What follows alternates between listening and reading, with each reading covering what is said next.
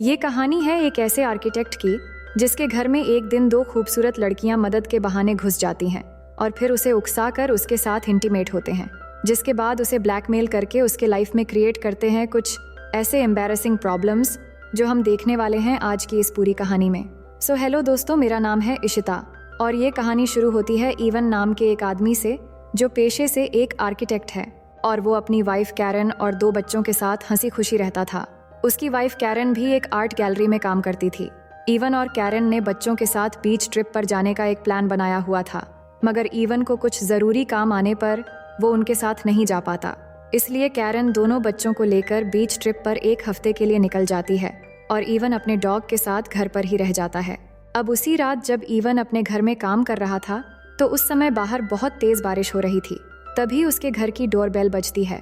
उसके बाद इवन जब दरवाज़ा खोलने जाता है तो वहाँ पर दो लड़कियाँ खड़ी थीं, जिनमें से एक का नाम बेल और दूसरी का नाम जेनेसिस होता है।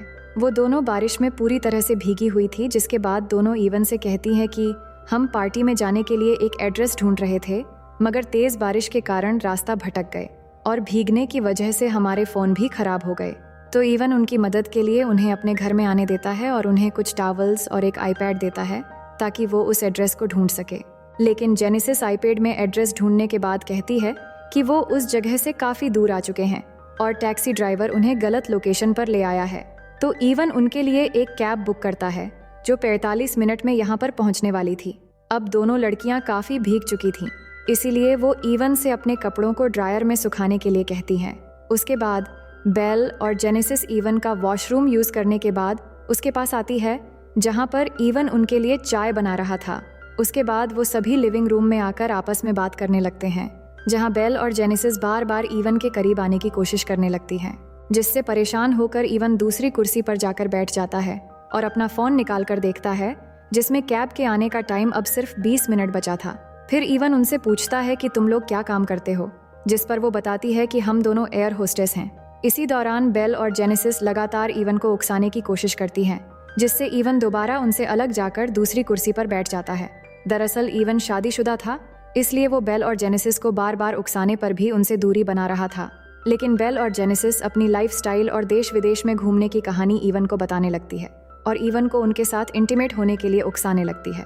इसी दौरान इवन फिर से फ़ोन को चेक करता है और देखता है कि अब कैब सिर्फ 5 मिनट की दूरी पर है। तभी जेनेसिस वॉशरूम यूज़ करने के बहाने वहाँ से उठकर चली जाती है और बेल फिर से इवन को सिड्यूस करने की कोशिश करती है। तभी इवन को कैब ड्राइवर का कॉल आता है, क्योंकि कैब इवन के घर के बाहर आ चुकी थी। इसलिए बेल जेनेसिस को बुलाने के लिए वॉशरूम की तरफ चली जाती है और इवन उनके कपड़े लेने चला जाता है। लेकिन बेल और जेनेसिस काफ़ी देर तक वॉशरूम से न आने पर वो उनके कपड़े लेकर बाथरूम की तरफ जाता है और डोर नॉक करता है, मगर वो दोनों बाहर नहीं आ रही थी। तो इवन अपनी आंखों पर हाथ रखता है और अंदर चला जाता है।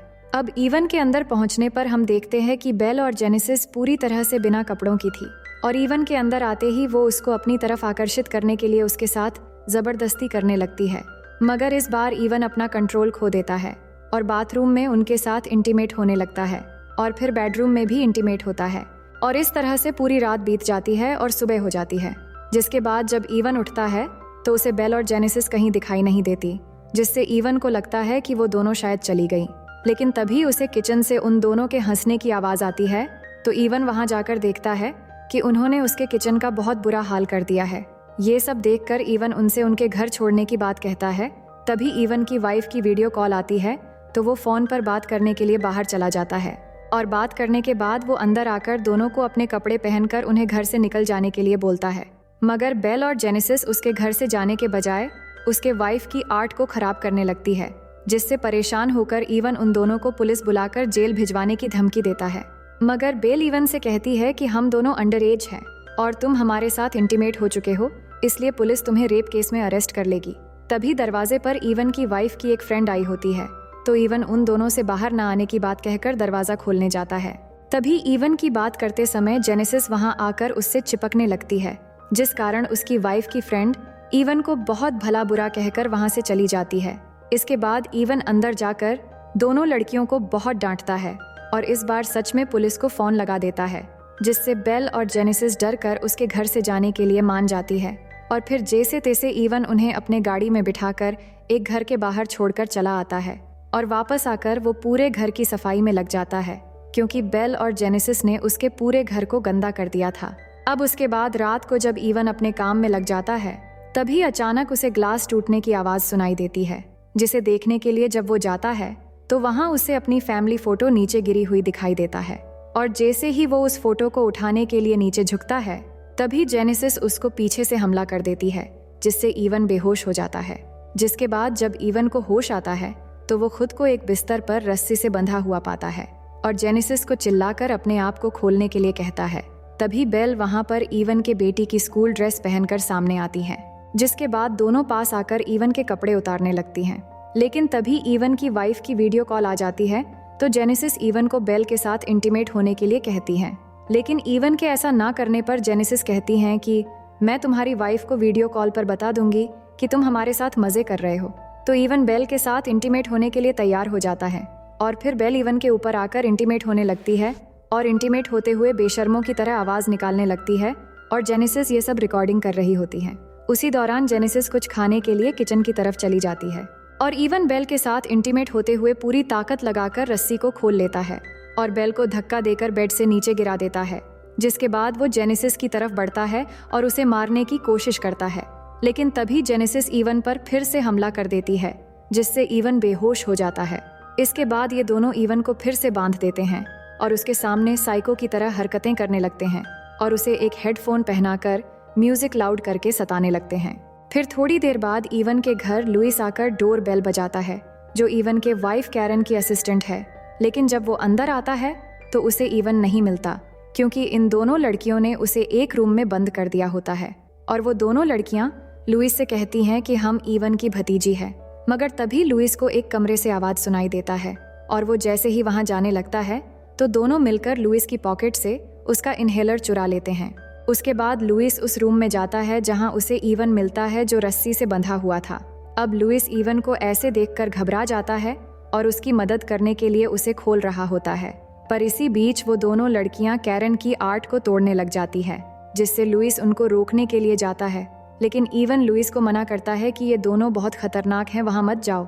लेकिन लुइस फिर भी उन्हें रोकने के लिए वहां चला जाता है और उन दोनों को रोकने की कोशिश करता है, पर वो नहीं मानती और कैरन के आर्ट को तोड़ती रहती है। और इसी बीच लुइस को सांस लेने में तकलीफ होने लगती है, क्योंकि लुइस को अस्थमा होता है। और जैसे ही वो अपनी जेब में हाथ डाल के अपना इनहेलर निकालने की कोशिश करता है तो उसका इनहेलर पॉकेट में नहीं मिलता, क्योंकि उसका इनहेलर उन दोनों ने पहले ही निकाल लिया था।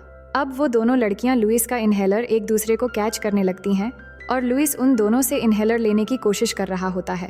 और इसी बीच लुइस का पैर फिसल कर उसका सर एक पत्थर से टकरा जाता है, जिससे वहीं पर ही उसकी मौत हो जाती है। और ये देख के दोनों लड़कियां हंसने लग जाती हैं। अब ये सब देखकर ईवन को ये समझ आ जाता है कि ये दोनों लड़कियां पूरी तरह से साइको है। जिसके बाद ये दोनों लुइस की लाश को पेपर से ढककर उसके ऊपर पेंट करके एक मूर्ति की तरह बनाकर उसके लाश को ठिकाने लगा देते हैं। और ईवन के फोन से लुइस के फोन पर ऐसा मैसेज करते हैं ताकि बाद में लोगों को लगे कि लुइस और कैरन की अफेयर चल रहा था, और इसका बदला लेने के लिए ईवन ने ही लुइस को मार डाला। अब इसी दौरान ईवन अपने पैरों से अपनी वाइफ को आईपैड से मैसेज करने की कोशिश करता है, लेकिन इसमें भी वो पकड़ा जाता है और वो दोनों उसका आईपैड बाहर फेंककर तोड़ देती है। जिसके बाद वो दोनों पूरे घर की सारी चीजें तोड़कर तहस नहस कर देती हैं और फिर उसके घर के गार्डन में एक गड्ढा खोदती है। और जब ईवन हेल्प के लिए चिल्लाता है तो ये दोनों लड़कियां उसे गन पॉइंट पे रख देती हैं, जिससे ईवन डर जाता है और हार मान लेता है। अब अगले दिन वो दोनों लड़कियां ईवन को बांधकर उस गड्ढे में डालकर दफना देती हैं और सिर्फ उसका सर बाहर रखकर वो दोनों अपने बारे में बताती है कि हम दोनों साइको हैं और हमें ऐसा करने में बहुत मजा आता है और हम तुम्हारे साथ सिर्फ गेम खेल रहे थे और हम बहुतों के साथ ऐसा कर चुके हैं और हमारे शिकार सिर्फ शादीशुदा मर्द होते हैं। इसके बाद वो दोनों उसका मोबाइल निकालती है और उसको वो वीडियो दिखाती है जिसमें बेल ईवन के बेटी की स्कूल ड्रेस पहनकर उसके साथ इंटीमेट हो रही थी। जिसके बाद उस वीडियो को ईवन की फेसबुक प्रोफाइल पर अपलोड करके टाइटल पर लिखती है हैप्पी फादर्स डे, ताकि लोगों को ये लगे कि ईवन अपनी बेटी के साथ ही इंटीमेट हो रहा है। और फोन को वहीं पर छोड़कर वो दोनों वहां से चली जाती है। जिसके बाद ईवन जैसे तैसे अपना हाथ निकालकर वीडियो को डिलीट करने की कोशिश करता है, लेकिन गलती से वो वीडियो डिलीट होने की बजाय लाइक हो जाती है। अब थोड़ी देर बाद हम देखते हैं कि ईवन के वाइफ और बच्चे घर में आते हैं तो उन्हें पूरे घर का सामान बिखरा हुआ दिखता है, पर कैरन को कुछ समझ नहीं आता और उसे लगता है कि उनके जाने के बाद ईवन ने अपने दोस्तों के साथ बहुत मज़े किए हैं। और इसी के साथ ये मूवी यहीं पर ख़त्म हो जाती है। तो दोस्तों, कहानी कैसा लगा कमेंट करके ज़रूर बताना और वीडियो को लाइक और चैनल को सब्सक्राइब कर देना।